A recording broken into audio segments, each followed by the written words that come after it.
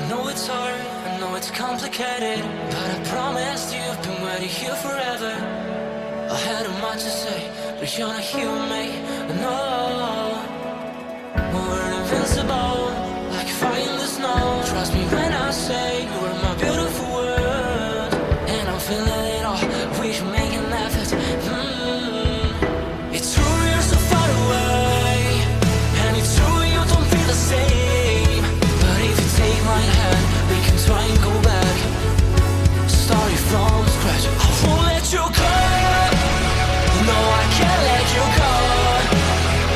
'Cause you're my gravity, and I will never leave. I won't let you go. No, baby, I will not. Because I still believe. You're my gravity. You will never be what I expected. Different frequencies, that's why we ain't connected. You know I will make it through. I got nothing to lose but you. It's true you're so far away, and it's true I can feel the same. It's another day, you know you want me to stay, but I go my way. I won't let you go. No, I can't let you go. 'Cause you're my gravity, and I will never leave. I won't let you go. No, baby, I will not. Because I still believe. You're my gravity.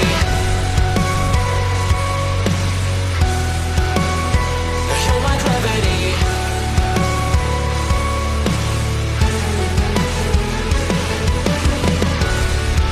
You're calling out my name, but the echo numbs your pain. Sorry, but more than just a shadow, I'm more than just a man. You don't care how I feel, you don't know how I feel. No, you don't know how. I wash away the sorrow till my heart can beat again. You're my gravity. No, you're my gravity.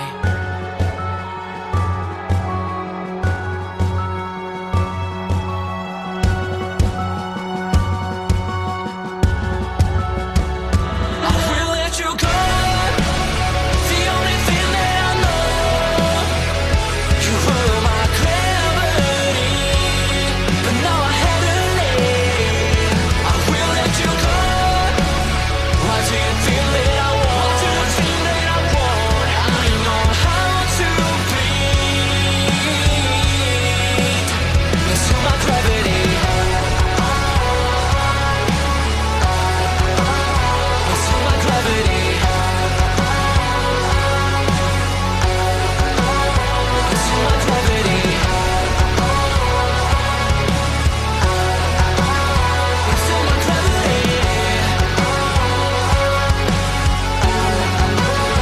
Into my gravity. I know it's hard, I know it's complicated, but I promised you I've been waiting here forever. I had a much to say, but you're not hear me. No, we're invincible, like fire in the snow. Trust me when I say you are my beautiful world, and I'm feeling it all. We should make an effort. It's true you're so far away, and it's true you don't feel the same. But if you take my hand, we can try and go back. Start it from scratch. I won't let you go. No, I can't let you go. 'Cause you're my gravity, and I will never leave. I won't let you go. No, baby, I will not.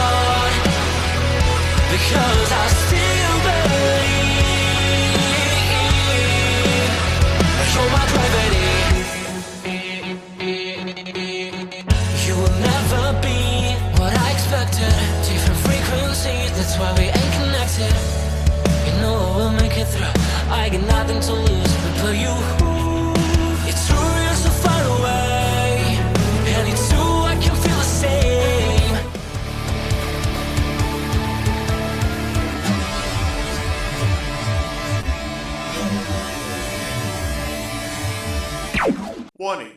The Duracell Cup Series data file you have attempted to access is out of date. Uploading current file now. It's a brand new car from stem to stern, and it's never been raced at these speeds. The next gen car is opportunity. Everything is different with the exception of like the seat, the steering wheel, and your helmet. Unknown creates excitement. Talking about my generation.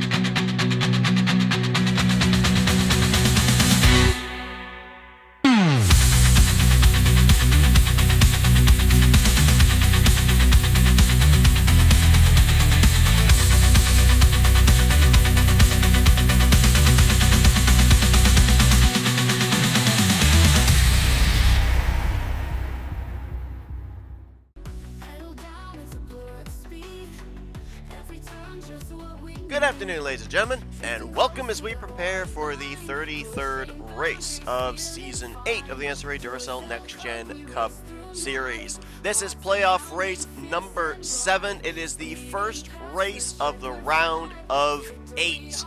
3 races, including today at Boston, next week under the lights at Daytona, and in 2 weeks' time at Rockingham, will determine who our final 4 are going to be to compete for this season's championship. So far during the course of the playoffs, we've had a total of 4 playoff contenders go to victory lane in the last 6 playoff races. We could end up seeing, actually correction, I think it's 3 playoff drivers. I think I got my information incorrect there. In the last 6 playoff races, we could end up seeing a driver here today, one of our 8 remaining playoff drivers, go to victory lane and lock themselves into that championship battle at Michigan, worry-free of what's going to happen in the next 2 weeks. That is a scenario that could happen. Now, the statistics, the ratio is not in their favor, as there's 42 drivers in the field and only 8 of them are playoff contenders, so that's a very uneven odds of a playoff driver winning. But hey, we've seen some unusual things happen here in Season 8. Cannot count that scenario out of a potential equation. They'll have 125 laps to traverse here at Boston, and we are going to be a little bit in the dark in terms of pit strategy and whatnot, because as usual, when we end up having our double-header race weekends along with the Light Series drivers, usually the Lights drivers give us that information we need for Sunday afternoon. But it is a standalone weekend, the last standalone weekend here for the Cup Series drivers, as we'll be resuming doubleheaders with the Light Series drivers for the final 3 weekends of the season: Daytona, Rockingham, and Michigan. But it should be a good one here today. I talked about this yesterday during pole day qualifying. Boston is a unusual racetrack, but it's a really good racetrack in terms of racing all the way through the entirety of the event. It is a racetrack that on one end will reward good starting track position. Drivers can be able to open up a bit of a gap. They can pull away a bit, build a bit of a cushion, and be able to maintain said cushion. But on the flip side, this is a track that a lot of passing can take place at as well. So drivers that start mid-pack towards the rear of the field, they are able to work their way up through said field and get themselves up into the top 10. They have to be patient in doing so. You're not going to be able to do it in 5-10 laps, but it is indeed possible. Another thing about Boston is with its progressive banking in the corners, it can be abrasive on the tires. And with that being said, pit strategy, undercutting, short pitting, all of that can play a factor into gaining track position. This is not a very easy pit road to get onto, and equally it's a dangerous pit road to exit off of, as you almost merge right into the racing line. But this is a unique racetrack, and we have seen pit road play just as much a factor into the outcome of the race as what takes place up on the racing surface itself. This is a racetrack that's been on the schedule ever since season 1. It has seen 7 different drivers go to victory lane, 4 of which are in the field here this afternoon. Fords looked really strong here yesterday in pole day qualifying as Eric Sadler captured his first pole of his Duracell Next Gen Cup Series career. Of course, a former winner on the season, a former playoff contender as well. Got eliminated back in the first round. Now he can go out and just try and get a couple more wins here in his rookie career. His first one was, of course, at the historic North Wilkesboro Speedway. Alongside of him is Levi McIntyre. Levi was one of 2 drivers that made his way into the playoffs without a victory. Struggled during the round of 12 and was eliminated last week at Arizona Speedway. So he was in the same boat as Eric Sadler, going out there trying to see if he can at least finish out the season with 1 checkered flag here. A good starting track position for those couple of Ford Mustangs. You've got Eric Monaco, who ended up winning the first playoff race back at Gateway. Got his first career win there. He's looking for his second victory on the season. He's also in a great battle with Summer Henson for Rookie of the Year. They come into this race tied right now in those standings. And alongside of him, we mentioned that there are 4 former winners at this racetrack in the field. Ryan Brommer would be one of those drivers. Now, granted, back when he won this race, I believe it was in Season 4, he was driving a Dodge for Bulldog Motorsports. He now is in a Toyota for Auto Junction Racing. He's a former winner this season already and looking for his second victory on the season. Like Levi McIntyre, one of the 4 drivers that was eliminated back in this previous round. The other 2 drivers, James Qualls, who's going to be rolling off the grid from the 8th position, and then also Matt Haas, who will be starting deep in the field in 35th, our Daytona 500 winner. All right, let's go down trackside. Let's get those famous words in motorsports, and let's get ready to get the 3rd round of the playoffs underway here at Boston International Speedway. Drivers, start your engines.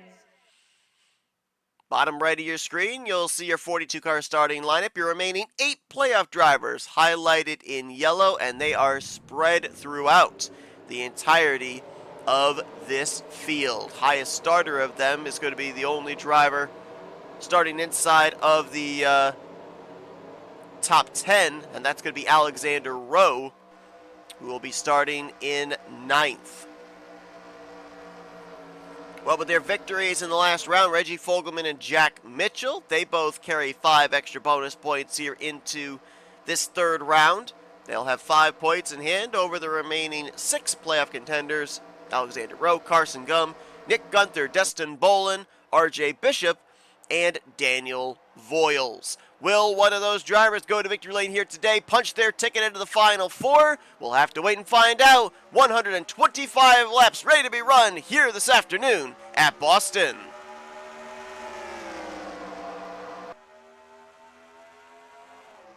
Rookie Eric Sadler out of Young Motorsports clears both lanes, and he'll lead them down the back straightaway into 3. Eric Monaco trying to clear Levi McIntyre for 2nd. See that progressive banking there in 3 and 4 as the drivers on that outside line kind of ride up the banking out of that dark gray. Not quite as much banking over here in 1 and 2. Almost kind of similar to a Darlington in a way. 2 unique sets of corners on the opposite sides of the racetrack. Casey Hoyt and Connor Breeden, couple of Northeast Motorsports Chevrolets, now going to move into 3rd and 4th position. Hoyt was a 3-time winner last year in his rookie campaign. Still looking for that first victory here in Season 8. Connor Breeden, a 3-time winner on the season, but remember, he was outside the top 30 in points when the regular season came to a close, so he did not clinch himself a wild card spot to advance into the postseason and battle for the championship. There's your top 2 playoff contenders right now. Rowe, who rolled off 9th. Carson Gum, who is 1 row behind him in 11th. Right now they are in the 4th and 5th positions. Both drivers coming into this race with a little bit of a difference in momentum. Alexander Rowe was really strong back in the first two races of the round of 12, built enough of a cushion that his poor performance of, I think it was 34th last week at Arizona, did not drop him below the cut line. Carson Gunn, though, last week, he was very much so in the conversation for the checkered flag as he brought it home runner-up. So difference in momentum for sure between those two drivers, but getting at least this race started off on the right foot. As both of them now up inside of the top 5. Behind new race leader Casey Hoyt. Saw him shuffle Eric Sadler up to the outside line. So Hoyt will now lead the way. Sadler stuck there on that outside line still as he's getting freight trained to the back. Another of our former winners from this racetrack now has broken the top 5. That's Jessica Shelton, the Dodge Intrepid project car of S3 Motorsports. Jessica looking to get back to victory lane after being a multi-time winner last season in her championship campaign. There's another of the former winners here, Charles Sanford. I believe he ended up winning here back in season 6, if I recall correctly. Right now, working his way towards the top 5, crossing the line in 7th position, right behind Benjamin Miles. We got news here this past week that Benjamin Miles will be leaving Northeast Motorsports, as Northeast Motorsports will be downsizing to a 3-car team. Miles will be running for his own organization at Napa Motorsports next year. He will carry the number 25 over to that team, and been some announcements of sponsorship that he'll be having on that Chevrolet. Going to be looking for a much better season in Season 9 than he's been having here in Season 8, as Miles currently finds himself 18th in points, still looking for that first victory. Well, actually, as I look at it, 18th in points isn't nearly as bad as what he has been running at certain portions of the season. As Alexander Rowe has made his way by Casey Hoyt, he will lead that lap, and that is a very valuable bonus point. We don't talk a lot about the bonus points for a lap led or most laps led. I tell you what, with what we've seen about single-digit points difference being either just above or just below the cut line in the elimination races, do not take anything away from these bonus points. They can mean the world to a driver. They can be the difference maker between whether you're going to be battling for a championship at Michigan or not.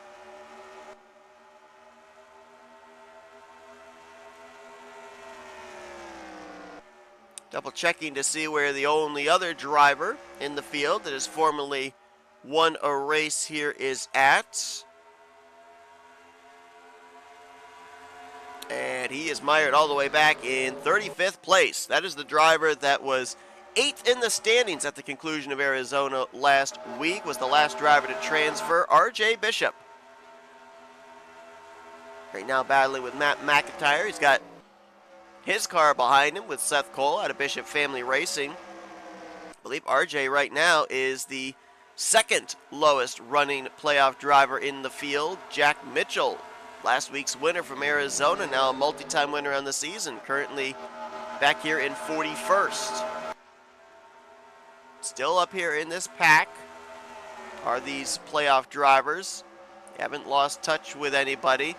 Actually, quite a number of our Elite 8 back here. Destin Bolin, Nick Gunther, they're currently side by side in a battle for around the 33rd position. And you see not too far up ahead of them is Reggie Fogelman, who won at Atlanta Motor Speedway, first race of the round of 12, to lock himself into this round of 8 very, very early on. Right now he's in 30th, so you've got 5 of our 8 playoff contenders right now, nearly 15 laps into this race, all outside of the top 30. I mean, Ryan Brommer started this race from 4th. He's all the way back to 29th, so he got shuffled back really quickly. Eric Monica, who started 3rd, is back to 23rd. Levi McIntyre, who started on the outside of the front row, is back to 21st. Some drivers that are moving their way forwards. Daniel Voiles. Voiles started this race from 31st. He's already picked up 20 spots since the drop of the green flag. Last time by scored in 11th. He finished out 7th in the point standings in the elimination race last week at Arizona. And now he'll get alongside of Carson Gum for 10th position, trying to drop Carson out of the top 10. Quentin Moore has made his way forward. As a matter of fact, a couple of the Joanna Atwood Motorsports Chevrolets have worked their way forward. Quentin right now up in the 8th position. His teammate James Qualls now into 6th. And how about Dylan Young? Dylan Young in the 2 car, working his way up here through the field. He's now broken into the top 5. He's about to take 3rd place away from Casey Hoyt. Miles was able to move by his teammate into 2nd as they're all chasing that Dunkin' Donuts Dark Horse Mustang of Alexander Rowe. Dylan Young with a victory back at Dover. This is not a concrete-based racetrack, but if you kind of look at the banking of the corners, it is kind of similar in a sense to Dover. So maybe what he was able to, maybe the setup that they had at the Monster Mile, they've transferred over here to the Hooters Dark Horse Mustang. As now James Qualls gets by Benjamin Miles for 3rd, and he wants more. He's going to look now to the inside of Dylan Young for 2nd place. Qualls, a 3-time winner on the season. His most recent victory was back at Nashville Superspeedway during the playoffs that locked him into the round of 12. Was eliminated in this most recent round, though. So no longer sporting the gold playoff spoiler.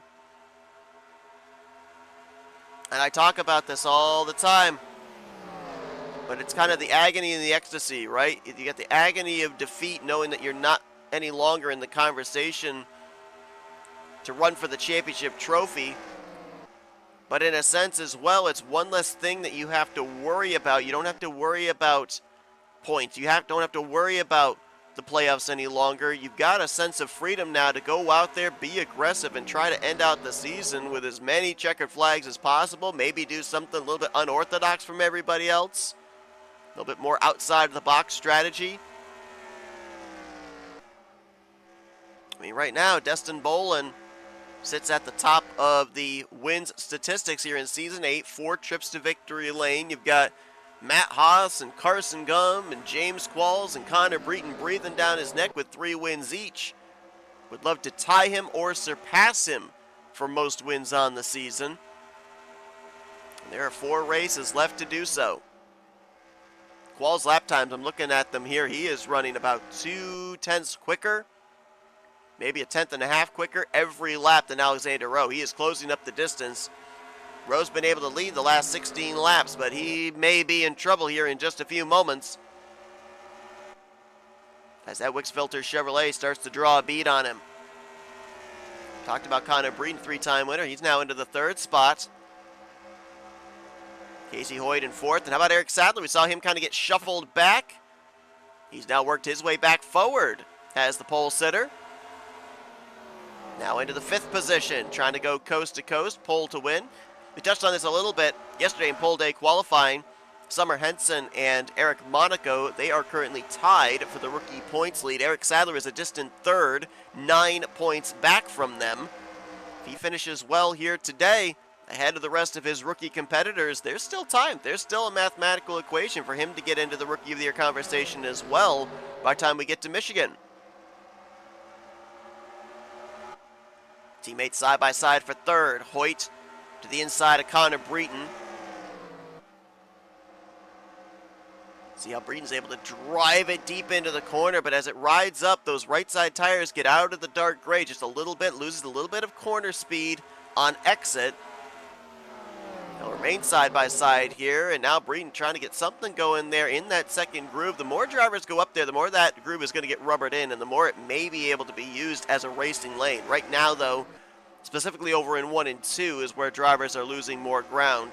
As Breton was able to get back down in front of his teammate, Eric Sadler is stuck there on the outside with Charles Sanford currently to his driver's left. How about Northeast Motorsports here, though? Right now, 3rd, 4th, and 5th with Hoyt, Breton, and Miles. Let's see where the other driver out of that organization is currently at. Austin LaPlante, he is currently back in 31st. Well, Qualls was closing up on Alexander Rowe, but that was kind of maintained about maybe 2 car length gap between himself and that Dark Horse Mustang out of Lake Effect Autosport.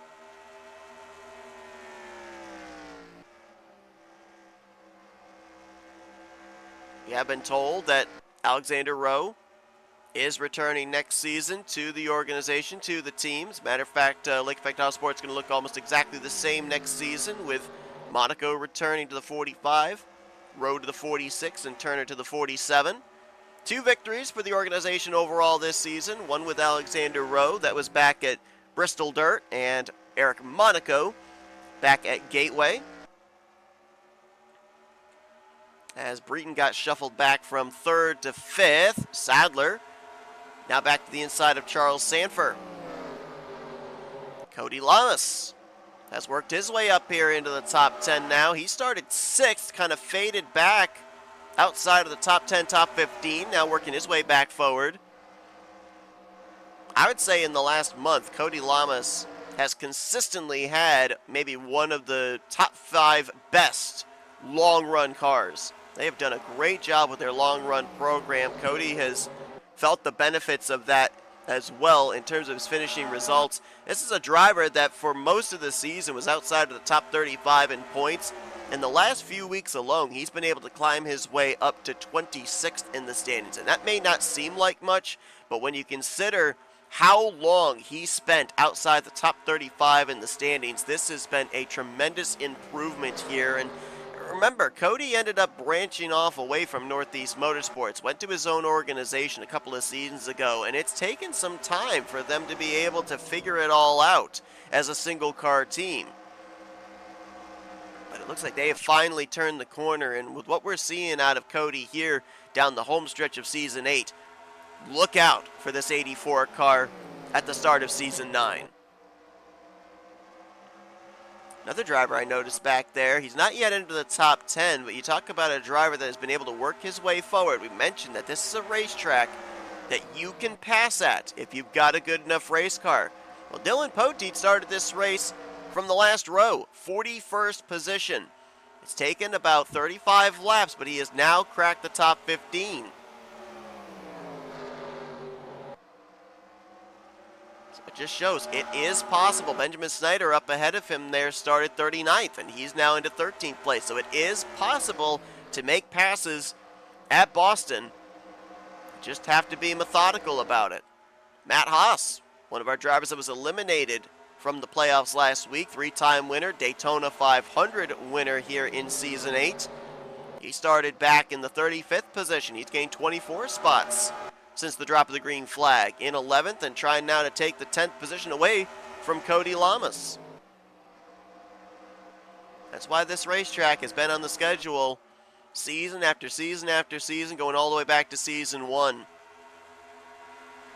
Very first race, it was Diego Yepes who went to victory lane here at Boston. Some other drivers that have taken checkered flags here that are no longer in the series. Ryan Butcher, he was the winner here in Season 2. And Adam Garcia out of Young Motorsports picked up a victory here as well.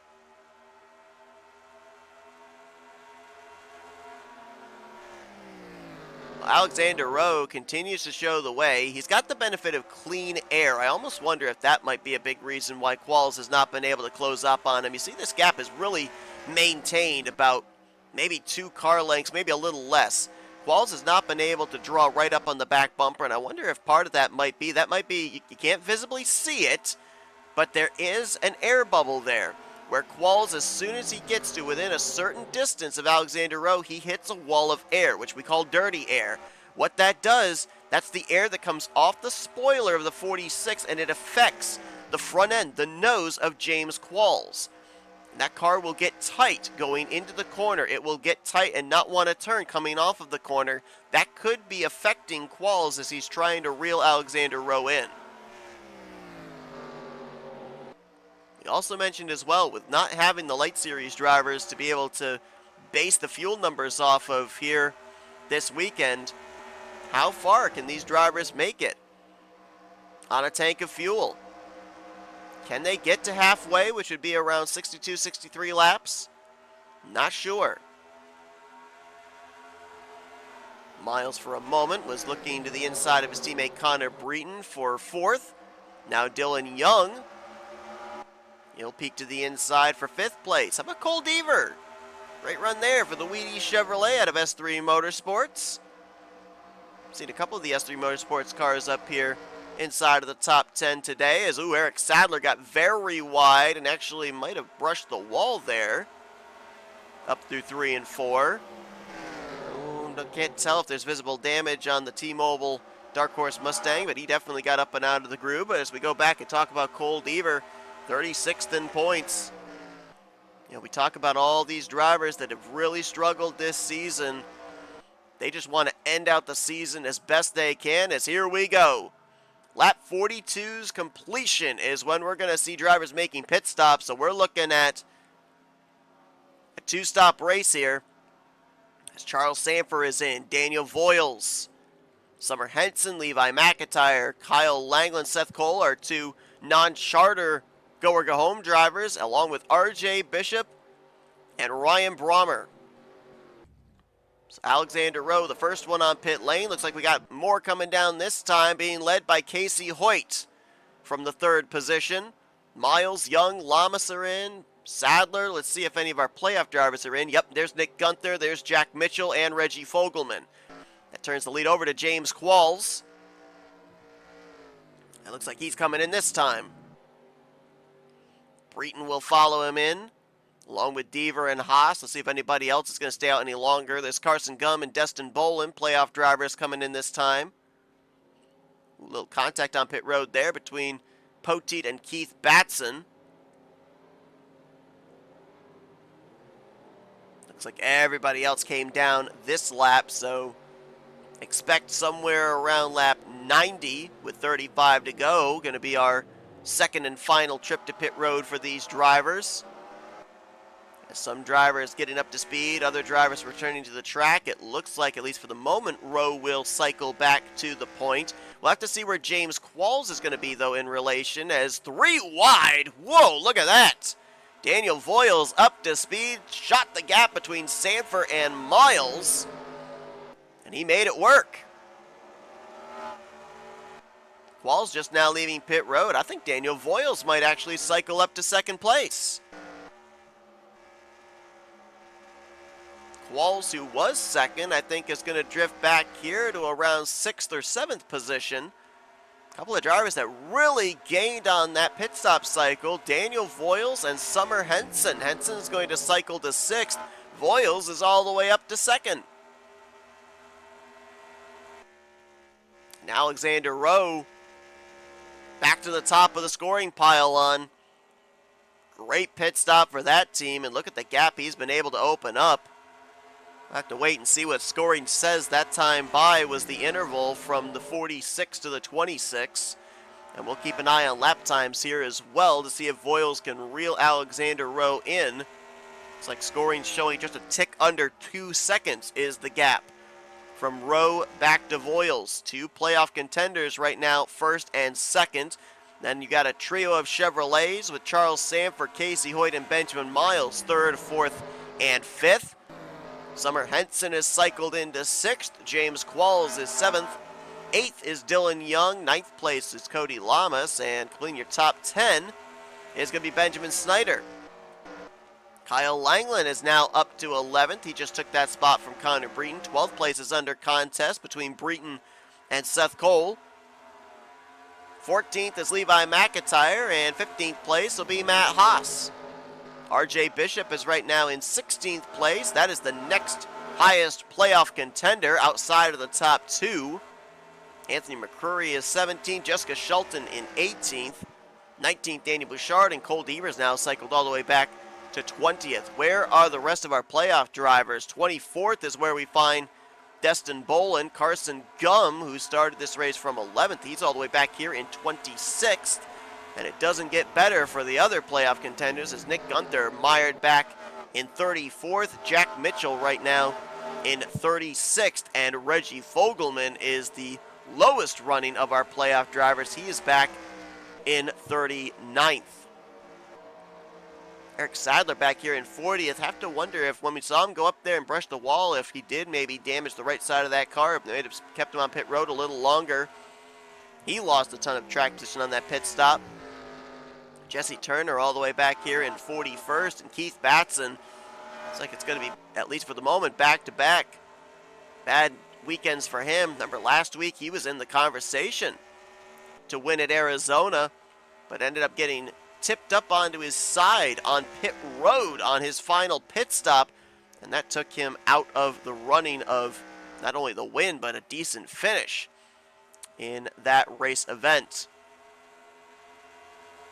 Well, I've been keeping track of the lap times here, and in the last 3 laps, Daniel Voiles has been able to cut down a full second between himself and Alexander Rowe. They're in the same camera shot now. He is bringing Charles Sanford, Casey Hoyt, and Benjamin Miles along with him. So Alexander Rowe, enjoy this gap while you can, because it is shrinking rapidly.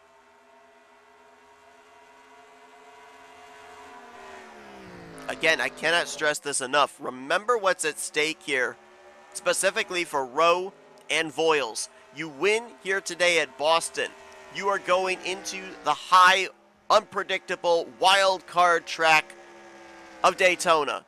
You're going into the tire shredding, strategy-based track, the historic Rockingham Speedway. Locked into the Final Four. You could DNF in both of those races in the next 2 weeks, and you would know still that you are going to be in the hunt for the championship in 3 weeks' time. It's a win and you're in. It's a Willy Wonka golden ticket if you can win here today. We saw back in the last round, Reggie Fogelman got a win early on at Atlanta to lock himself into the next round, regardless of what happened the following week at Arizona. We have seen both of our elimination races so far, won by playoff contenders. Qualls back at Nashville, Mitchell last week at Arizona. The playoff drivers have shown out. They have won half of the playoff races this season. Can they win another? Looks like that gap that we had from 5th back to 6th, that is closed up as well. Henson, Qualls, Young, Lamas, and Snyder all up here. And if these drivers continue to catch each other and start battling, that will increase the field size even more. Because there's a bit of a gap right now, about a second or so from Snyder back to 11th place Kyle Langland. But if these drivers are all able to work together, I'll make it Connor Breton leading this group, if they all can work together single file, they can certainly catch up here. And that would make this, I think, roughly about a 20 car pack. Voiles is there. And we've got some traffic up ahead to deal with. That's Eric Sadler. Something's amiss on this 12 car. I don't know what it is, but he all of a sudden is very much so off the pace. Keith Batson's been able to get around him as well. So problems for our pole sitter here as Rowe gets to the inside. Voiles will do the same. Casey Hoyt's going to kind of get caught up there behind him. Ooh, tries to get down. Qualls is going to take it 3 wide as he stayed to his left rear. Sadler back up the track again, almost brushing the wall once more out of turn 4. And Qualls used that slower car as a pick. He'll move to 4th. We've got a battle for the lead. Voiles has gotten to the bottom of Alexander Rowe. Rowe has led the last 51 laps. This is the first challenge he's had to deal with here in the form of a fellow playoff contender.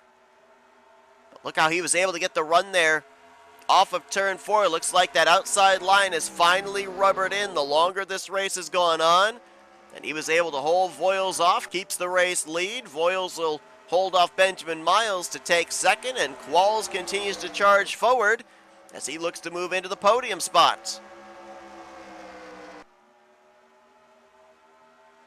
We haven't done one yet today.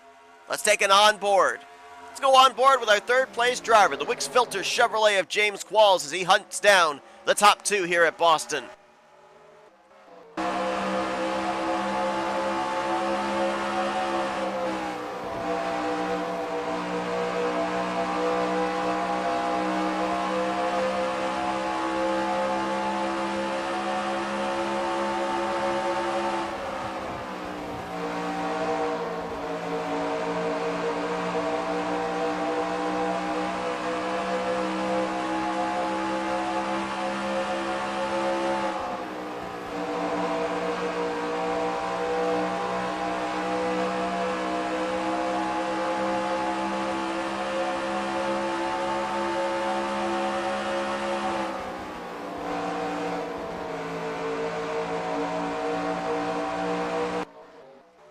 James Qualls wasting no time. He quickly put Daniel Voiles in the rearview mirror for second. Here he comes for the race lead on Alexander Rowe, who rides it up the banking of 3 and 4. Qualls will go to the point. Qualls was a leader back during the cycle of green flag pit stops, led 3 laps at that point, but now powers his way by Alexander Rowe and will take control of this race lead. All of a sudden, Alexander Rowe, Daniel Voiles find themselves getting overwhelmed with non-playoff drivers out the windshield, beside them in the rearview mirror as Casey Hoyt now looks to the inside of Rowe for second. Here comes Dylan Young to the inside of Voiles for fourth. You got Miles, Lamas, Snyder, Henson, Sanford all right there. Matt Haas and RJ Bishop as well. Looks like Connor Breton in that group along with Langland. They've caught up here to this lead pack now. Jessica Shelton, Anthony McCurry, Daniel Bouchard, Seth Cole, Levi McIntyre, all a part of that. Well, we've had things close these last 2 rounds. A big reason for that in terms of the playoff is because we've had a lot more drivers. We had 16 to start the thing off in the first round. We had 12 still remaining in the second round. We're down to 8. Right now, with where all of those playoff contenders are currently running, it looks like there may be quite a gap in between those that do well here today and those that have struggled going into next week at Daytona. Right now, looks like only 3 drivers really are doing decent of our playoff contenders, those being Alexander Rowe, Daniel Voiles, and RJ Bishop. You got Destin Bolin, who's kind of hovering back in the mid-pack area around the 20th spot, Carson Gum in 26th, but then you've got 3 drivers that really have struggled here, it seems, this weekend, that are mired towards the back. Nick Gunther is back in 34th. Jack Mitchell is back in 36th, and Reggie Fogelman in 33rd. Unless they're able to find something here on the final round of pit stops, those 3 drivers could find themselves going into next week at Daytona, a wild card racetrack below the cut line. Definitely not in must-win territory. I don't think that there's enough points on the table here today for something like that, especially with 2 races remaining in the round. I think the last thing you want to do at maybe the more predictable racetrack of the 3 here in this round is come away with a poor performance. Who's moved into second? Benjamin Snyder in the 38. Another driver that has struggled this season. 37th in overall points. Still looking for that first career win. You go back a couple of seasons ago, he looked like he might be able to go to victory lane, get that first checkered flag back at Sonoma. Got a restart violation, which ended up causing him to finish in 5th. He's got a shot here. Maybe getting up to James Qualls, battling him here for his first checkered flag of his career. And it's incredible to think about this. You think about the accolades out of Blue Oval Automotive. Of course, Jose Mills, most wins overall by a driver here in Duracell Cup Series competition. Jordan Lopez, a former champion. You think about the drivers they've had that have raced for the organization. Trey Wright, multi-time winner. Chris Dullerton, the inaugural champion back in season 1, though granted he wasn't driving for the team back when he ended up getting that championship. He was with Rockin' Ranch Racing at the time. But then you look at this season, you've got a former champion in Caleb Fogler. You got a former Duracell Cup Series winner in Zachary Fitzwater. You got Benjamin Snyder, who's been in the series multiple seasons, and so far for the team overall, 0 wins. That is incredible. Maybe Snyder can snap that here today. How about Summer Henson up here in the 4th position? Highest running of our rookie drivers, and as we mentioned, in a great Rookie of the Year battle with Eric Monaco, the defending Duracell Ultra Light Series champion.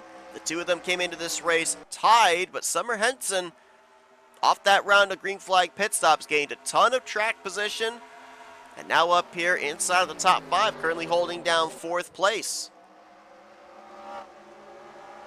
Henson was a a former winner this season as well, taking the checkered flag back at the road course of Watkins Glen. Or no, I'm sorry. I'm reading one line further down. She actually won Homestead Miami Speedway. My apologies. Made it into the playoffs, but was eliminated in the first round. And it looks like they've caught Eric Sadler once again. So I don't know exactly what this is, the problem on Eric Sadler. With them catching him as quickly as they did, though, I would have to assume that he might be down a cylinder. And Qualls used Eric Sadler last time as a pick to be able to work his way, I think it was at the time, to third. Eventually we get second and then the race lead. Makes his way by this time. Alexander Rowe actually used the slower car this time to pick the 38 of Benjamin Snyder. So he'll move back into the runner-up spot. Still in the conversation here to try and win his way into the Final Four. And here comes Matt Haas, trying to join Destin Bolin as a four-time winner on the season, 1 week removed from being eliminated from the playoffs last week at Arizona. Talk about the rookies. How about Daniel Bouchard? Great run there for the rookie out of Michael Norman Motorsports. Haven't talked a whole lot about Daniel Bouchard here this season. Been very quiet, under the radar. 29th in points. Only 3 top 10s so far this season and 0 top 5s. Could he maybe get his first one here today? We are approaching the window of when these drivers are going to have to consider that final trip to pit road. We saw drivers pitting somewhere between laps 42 to 45 for the first cycle. So expect to see drivers on pit road maybe as soon as the next 2 laps, from 84 to lap 90.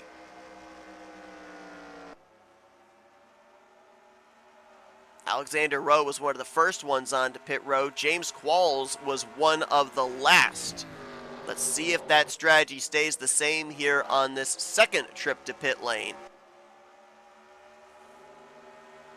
Rowe running a little low there on the back straightaway. Is he indicating he's coming in this time, maybe?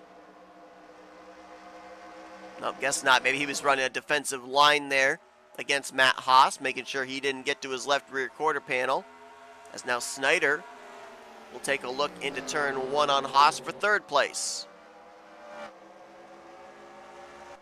Here another idling engine up ahead of the race leaders here, right on the eve of green flag pit stops. That's Eric Sadler again.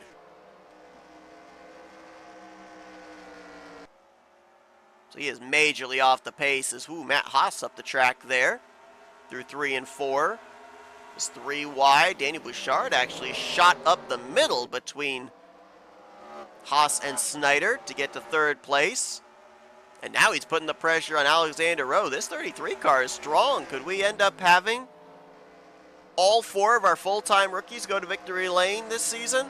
Sadler's already done it. Monaco's already done it. Henson's already done it. Bouchard's the only one that hasn't. He's looking really strong on the tail end of this run for sure. Give him 4 fresh tires. I would say don't change a thing on that race car in terms of adjustments, especially on the fact that we're going to have roughly a full fuel run still left to go, as here comes Alexander Rowe to pit lane. Jessica Shelton coming in as well. It's Kyle Langland and Charles Sanford. Daniel Voiles has already completed a stop there. Bottom of your screen. Same for Seth Cole. Jesse Turner, who's just barely on the tail end of the lead lap, came down ahead of the race leaders. So Voiles throws down the gauntlet here of the playoff contenders with the undercut. Here comes some more to pit road here, including Matt Haas, Summer Henson. There's Keith Batson, who was just ahead of the leaders. Playoff driver RJ Bishop is in. Young, Hoyt, Miles. Looks like Reggie Fogelman going to be the other playoff driver in this group, as they really need to find something here on this pit stop for that 5-hour energy Toyota, who had the best round of 12 of anybody in the last 3 weeks. Qualls is in from the lead, bringing rookie Danny Bouchard along with him. Destin Bolin back there, one of our playoff drivers, is in. Same for Nick Gunther. Let's see, did anybody else stretch it any further than Qualls? Looks like a couple of drivers did there, Laura Chung and Carson Gum. So a risky play here by a playoff driver, trying to run a little bit longer. Saw Jack Mitchell leaving pit road. It's been a struggling day for him, 1 week removed from his second victory on the season. Laura Chung will get a bonus point for a lap led. That might have been why Carson stayed out. He might have been looking for the lap led bonus point, and Chung took it away. Although, Carson might have a pit stall here past the start finish line. Yes, he does. He actually did lead that lap, did Carson. So he still gets the bonus point. Maybe not in the way he envisioned, but it's still there. Every point matters.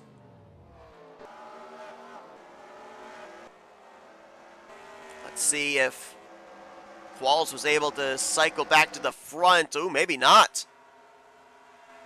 Who is going to be the leader? Is it going to be Alexander Rowe again? I think it might be. The undercut strategy for Alexander Rowe worked the first time, but he gave up a lot of time the longer the run went on, as those tires started to wear. I believe he's gone with the same strategy again. We saw him one of the first to pit road, utilizing that undercut. I mean, we're talking about over half a second you can gain on an optimal lap on fresh tires as opposed to the others with the undercut.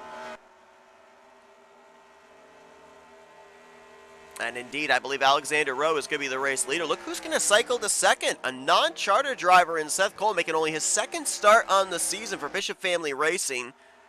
His first race, he finished 18th after starting 7th. Matt Haas right now is cycled into third. Jessica Schulten, former winner at this racetrack, is going to be fourth. Actually, no. I thought Rowe was the leader. He is not. Daniel Voiles is the leader. Way up ahead of these drivers. Remember, we saw him on pit road a lap prior to Alexander Rowe. He majorly played the undercut strategy. And look at how much time it has gained him. Gutsy call here from a playoff contender, and it may pay off. But now the question is, can he maintain the gap? There's still a long ways to go in this one. We have not yet reached 30 laps. I just saw Summer Henson coming back off of pit road. Henson actually has lost multiple laps. So there may have been a pit road incident involving the rookie out of Auto Junction Racing.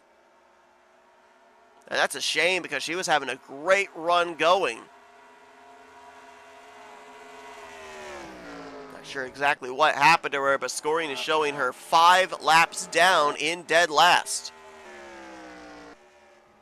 As Daniel Voiles is the race leader, he's got some traffic in Sadler and Batson between himself and Alexander Rowe.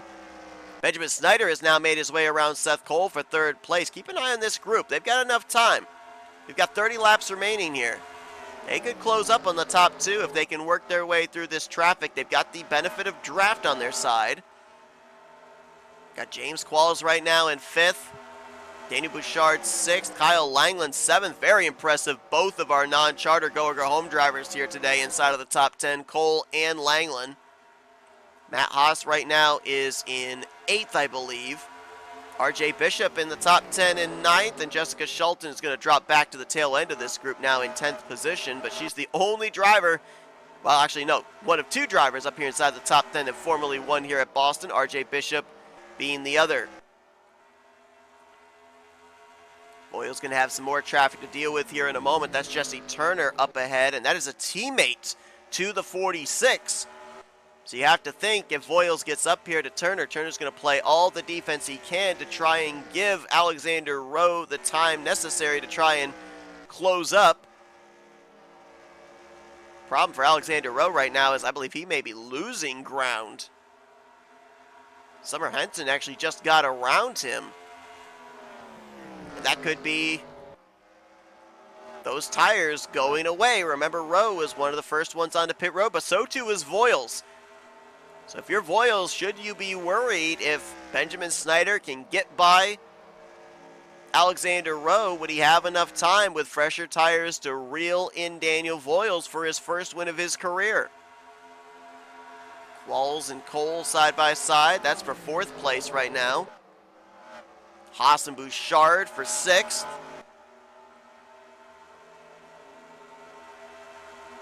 3 playoff drivers right now up inside of the top 10. Back to RJ Bishop. Where are the other 5 playoff contenders here in the closing stages? Still back in 20th place is Destin Bolin. He has seemed not to shift from that position all race long. Bit of a net gain for Jack Mitchell. He was mired back out of the top 35 all day. He's made his way up to 25th. It's not great, but it's certainly a heck of a lot better than where he's been running most of the afternoon. Nick Gunther has gained some spots on his pit stop as well. He's up in 29th. And right now, Carson Gum trying to take the 30th spot away from Michael Norman. Still, though, Reggie Fogelman continues to struggle as he's back in the 36th position, and that is the furthest back of our playoff drivers right now. What a difference a round makes, right? Reggie Fogelman had the best round of 12 of anybody, including his victory at the Atlanta Motor Speedway. But right now, it looks like he may get off to the slowest start in the round of 8. Daniel Voiles continues to lead. He has gotten by Jesse Turner, put another lap machine between himself and 2nd place, which is about to close up. Here comes Snyder. Here comes Qualls.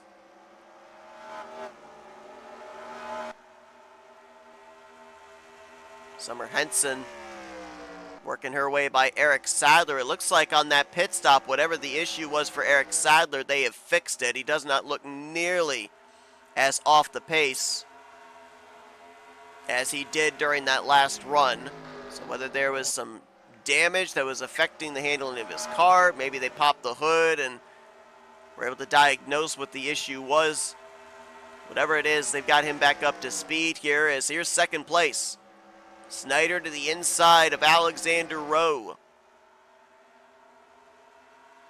This battle taking place 3 seconds behind Daniel Voiles, though looking at the lap times, they have actually closed up some gap between themselves and the race leader.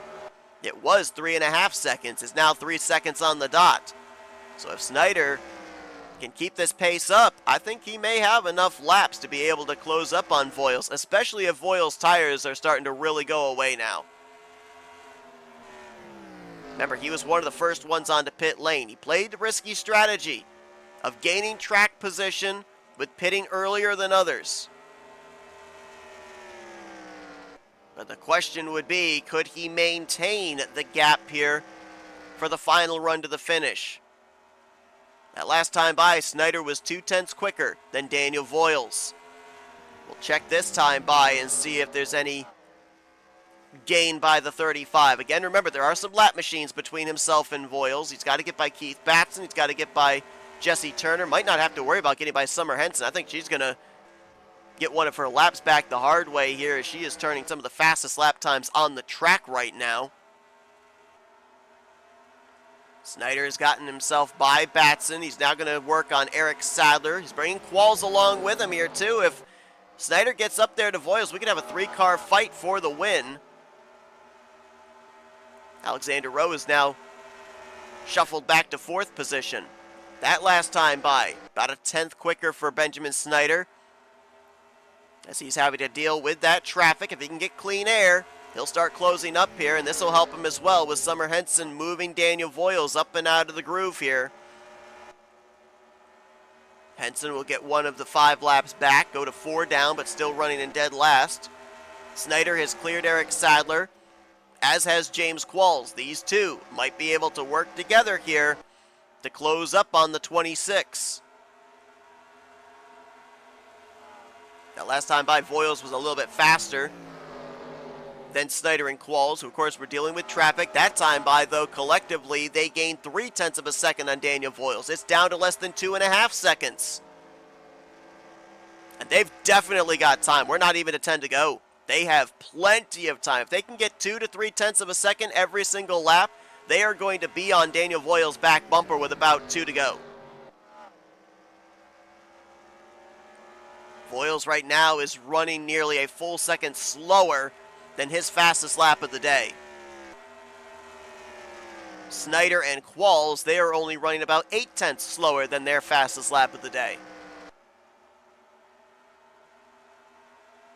Fastest lap turned here this afternoon, surprisingly, by the driver that is back in 21st place. That would be Nick Gunther, who clocked in at 23.479, equating to 166.616 miles per hour. Here's Qualls to the inside of Snyder. This is interesting. This is going to lose them a little bit of time to Daniel Voiles, but I think Qualls feels he's got a faster race car than Snyder. He wants to be the first one to Voiles if indeed they catch him. That last time by, lap times were very similar amongst the top three. And again, remember, Jesse Turner is between first and that battle for second, so they would have to deal with a lap car before they could get up there to Voiles. Next time by will be 10 laps to go. They're running out of time. Looks like they settled that battle out. Snyder hangs on to the runner-up spot. You do have 4 drivers lined up nose to tail here, so they are going to have some better straight line speed with the draft. Can they close up enough, though, is going to be the question. What does it look like from the windshield of Benjamin Snyder? Can he at least see the leader is the question. Yes, he can. That black car with the white bumper up there is Daniel Voiles. That time by, another 10th gained by Snyder and Qualls. And if he can get the toe of the 47 of Jesse Turner, that's going to help the lap times as well. He is visibly closing up, but the question is he running out of time?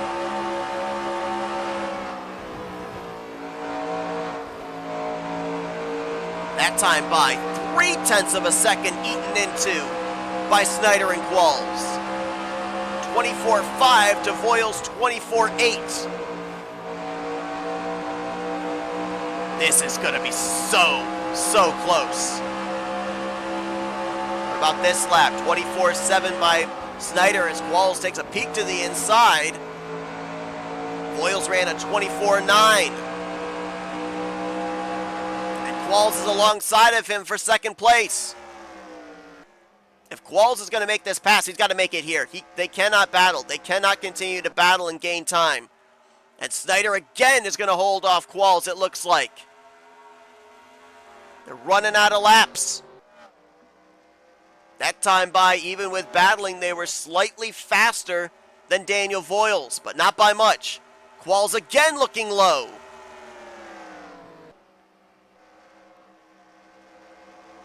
Can he clear Snyder here, trying to get back to the throttle off of 4? He's not clear. Gonna have to try again here in 1 and 2. But there's less than 6 laps to go. And I don't think the gap's been closed up enough. Qualls is clear. He'll move into second. He'll have Keith Batson now occupying Benjamin Snyder, so Qualls is firmly into second place. But now it's I don't know. I don't know if he's got enough time. He's not even in the camera shot right now. Now you can barely see him. 5 laps remaining here at Boston. Can Daniel Voiles do it? Jesse Turner right on his back bumper, so there's a little bit of draft, but if Turner has thoughts about racing Voiles to get back in the tail and lead lap, that'll help Qualls out a ton. It's 1.4 seconds from Voiles back to Qualls. He's going to have to really eat into the interval here lap after lap to have a shot. 4 laps to go here at Boston. Voiles looking to be the first one to advance his way into the Final 4 to compete for the championship, to go into Daytona and Rockingham, 2 very difficult racetracks, worry-free, knowing that he will be one of the representatives to fight for the trophy at the end of the season in the Irish Hills at Michigan. 3 laps away from doing so. Qualls continuing to try and eat into the interval. It was 1.2 seconds last time by. This time by, what was the gap?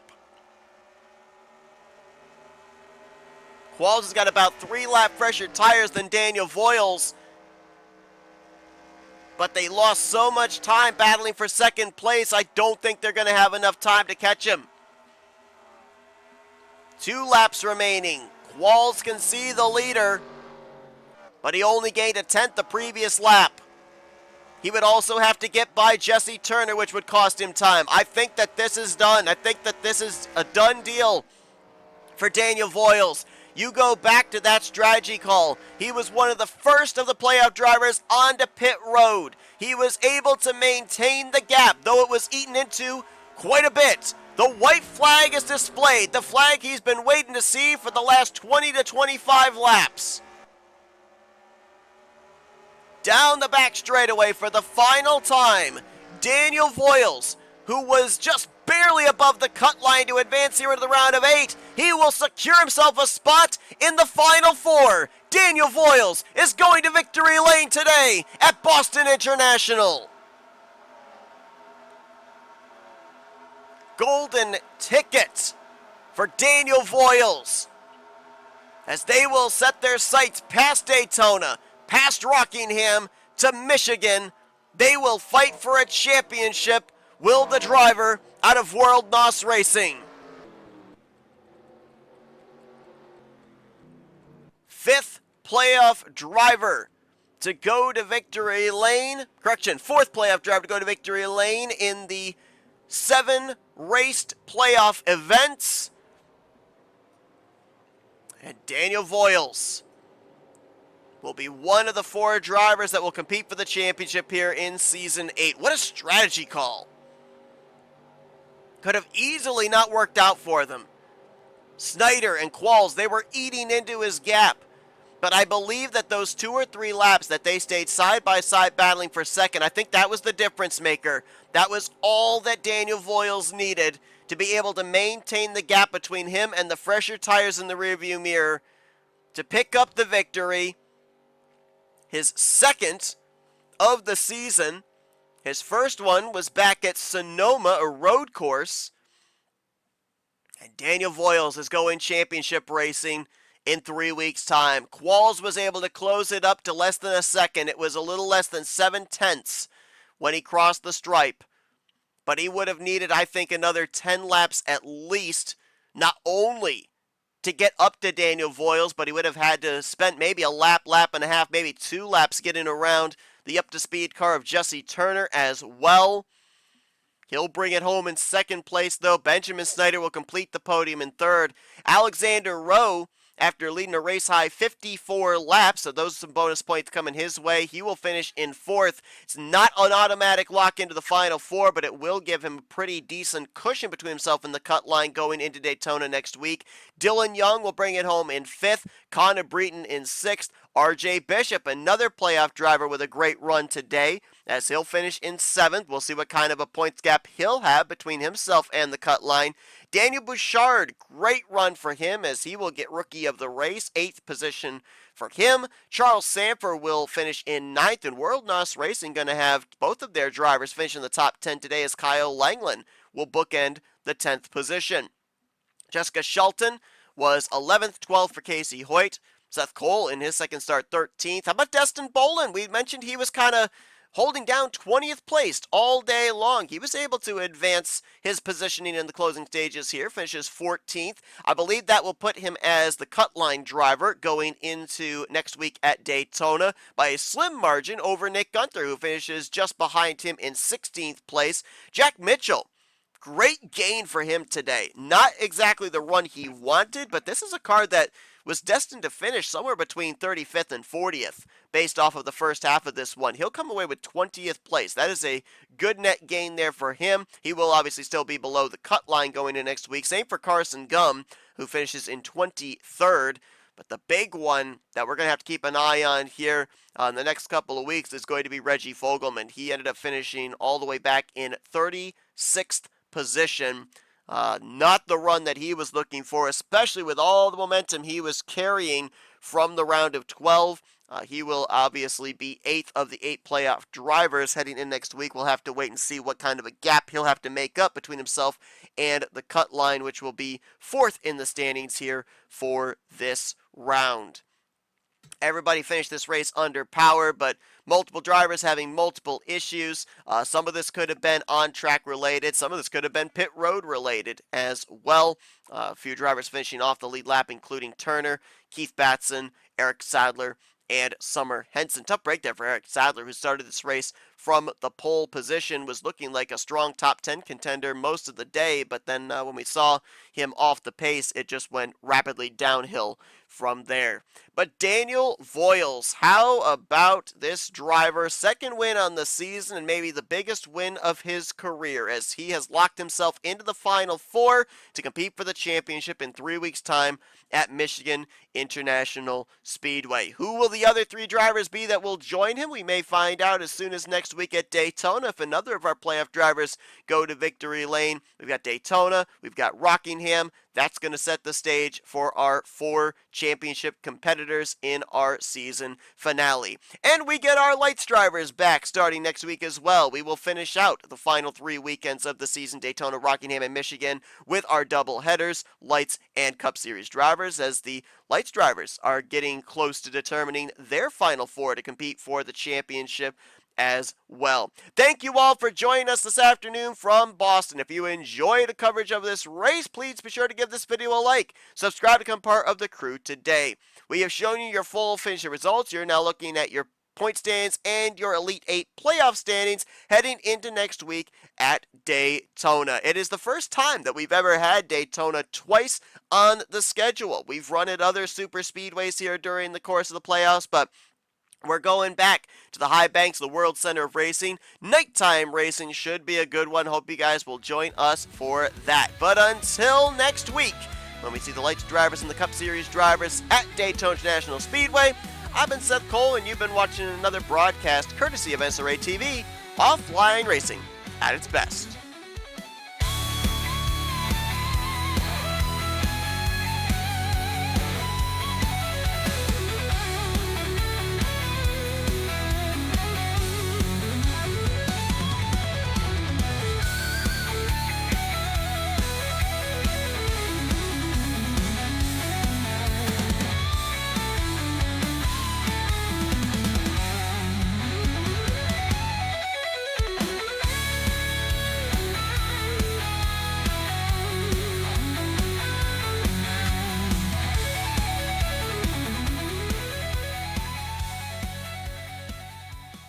The following has been a presentation of NNSCRA TV for the private use of our audience. Any other use of this telecast or any pictures, descriptions, or accounts of the game without the consent of the NNSCRA is prohibited.